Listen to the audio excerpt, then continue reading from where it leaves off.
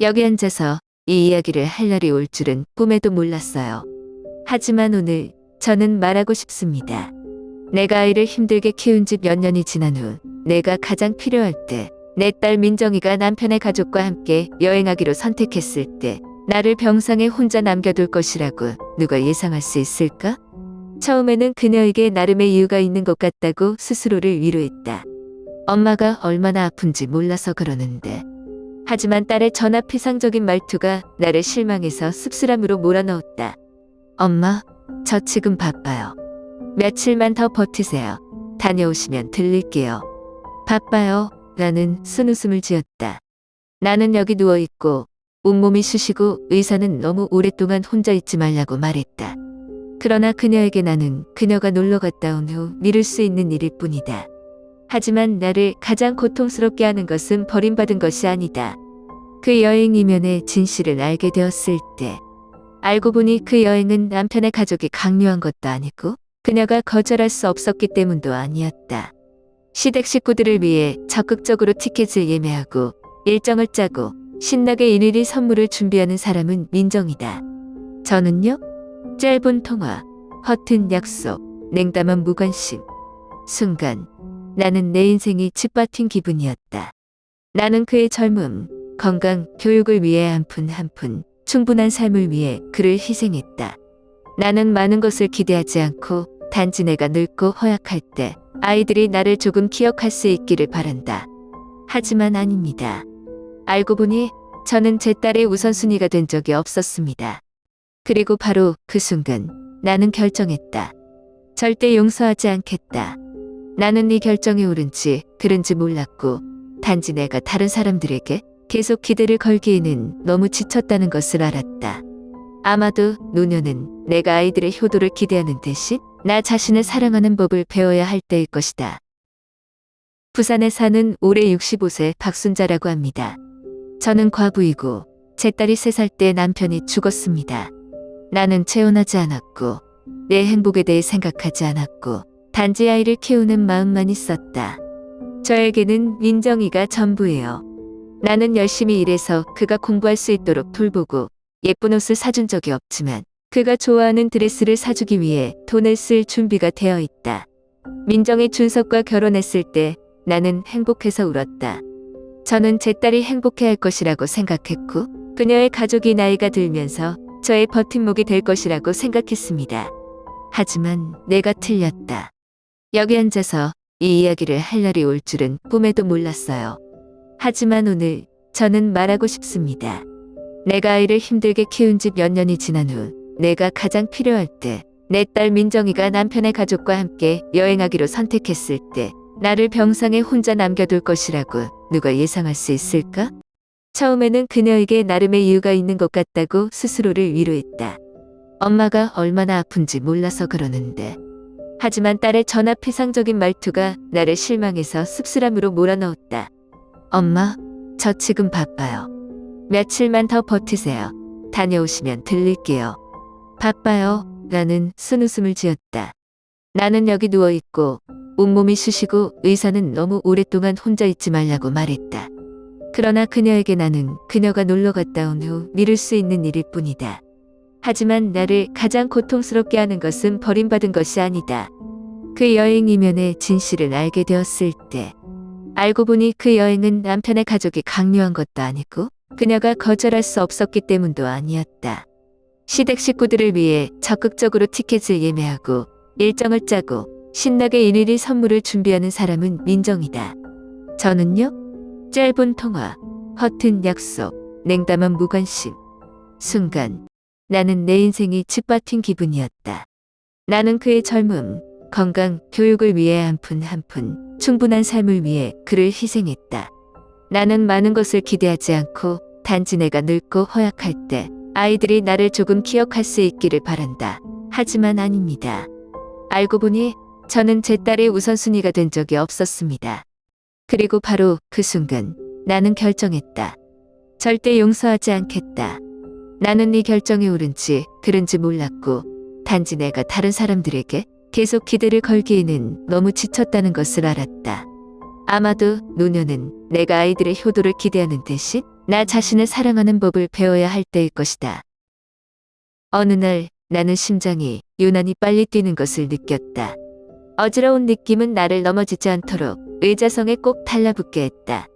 아무도 귀찮게 하고 싶지는 않지만 이번에는 뭔가 불길한 예감이 들어요. 나는 병원에 가서 확인했다. 1년의 테스트를 거친 후 의사는 심각한 눈빛으로 나를 바라보았다. 그의 목소리는 천천히 들리지만 나에게 천둥을 치는 것 같았다. 그녀는 심장병에 걸렸고 상당히 심각한 상태였다. 우리는 그녀에게 수술을 권했습니다. 늦으면 생명이 위험할 수 있다. 나는 거기에 앉아서 내 안의 피가 거꾸로 흐르는 것을 느꼈다. 죽었어요? 저는 그것에 대해 생각해 본 적이 없어요. 평생 혼자 버텼지만 지금 이 순간만큼은 더 이상 외로워지고 싶지 않다. 무서워요. 나는 혼자 죽고 싶지 않다. 용기를 내어 민정이에게 전화를 걸었다.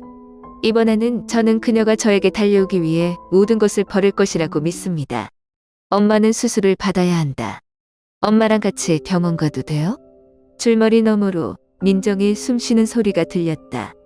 긴 침묵이 내 마음을 죽였다. 마지막으로 그녀는 한숨을 쉬었다. 엄마, 사실 남편의 가족과 함께 일본에 갈 계획이 있어요. 수술 시간 늦춰도 돼요? 입술을 꽉 깨물자 가슴이 뭉클해지는 느낌이었다. 내 목소리가 떨렸다. 엄마는 떠날 수 없다. 엄마가 옆에 내가 필요해. 그러나 반대편에서 망설이는 소리만 났고 민정이 부드러운 목소리로 말했다. 엄마는 괜찮을 거야. 죄송합니다만 이해해 주세요. 저는 어안이 벙벙해요. 전화가 내 손에서 미끄러져 병상에 떨어졌다. 공허감이 온몸에 퍼졌다. 자녀 때문에 힘들었던 세월, 열이 많이 날 때 밤새도록 아이를 안고 학원에 가기 위해 돈을 모으기 위해 굶는 날들. 모든 것이 내 눈앞에 오래된 꿈처럼 떠올랐다. 하지만 알고 보니 그 꿈을 기억하는 사람은 나뿐이었다. 혼자 병원에 입원했어요. 민정이가 없었어요. 하지만 저를 더 침묵하게 만든 것은 제가 우연히 소셜 네트워크 서비스를 탔을 때였습니다. 화려한 사진, 반짝이는 조명, 호화로운 파티 테이블. 환한 미소 속에서 고가의 드레스를 입고 남편과 시댁, 식구들과 함께 술잔을 들고 있는 민정이를 본다. 제 4위의 상태 라인은 다음과 같이 명확하게 적혀 있습니다. 부모님의 결혼기념일. 기억에 남는 밤. 나는 화면을 응시했다. 가슴이 조여들었지만 이번에는 병 때문이 아니라 말로 표현할 수 없는 고통 때문이었다. 민정이는 일본에 전혀 가지 않았다. 그는 거짓말을 했다. 그는 호화로운 파티에 가기 위해 나를 병원에 방치했다. 나는 웃음을 터뜨렸다. 메마르고 공허한 웃음소리. 아마도 제 가장 심각한 질병은 심장병이 아닌 것 같습니다. 나를 중요하게 생각해 본 적이 없는 아이에 대한 맹목적인 믿음이다. 여러분이라면 이 상황에서 어떻게 했을까요? 나는 병상에 누워 조용히 눈물을 흘렸다. 그날 밤 내내 잠을 잘 수가 없었어요. 민정이의 말이 머릿속에 맴돈다. 엄마는 괜찮을 거야. 죄송합니다만 이해해 주세요. 알겠습니다. 잘 알아들었어요. 하지만 다음 날 아침까지 눈물을 닦고 거울을 보며 스스로에게 말했다. 좋아. 내가 시댁 식구를 선택했다면 나는 이제부터 내가 없을 거야. 저는 엄마로부터 뭔가를 필요로 할 때 엄마만을 기억하는 아이는 필요 없어요. 호화로운 파티에 대가로 나를 버리고 거짓말을 할 준비가 된 아이가 필요하지 않다. 태어나자마자 바로 은행으로 갔다. 나는 상속계좌를 전부 변경했다. 민정이를 위해서 아껴뒀던 거 이제 나 자신을 위해서 쓸 수 있어. 딸에게 물려줄 거라고 생각했던 집 저는 팔아요. 평생 모은 돈? 나는 자신을 위해 살기 위해 꺼냈다. 그리고 나서 나는 더 충격적인 일을 했다. 나는 변호사를 찾아가 유언장을 다시 썼다. 한 푼도 민정이에게 남기지 않았다. 땅도 없고 은행 계좌도 없습니다.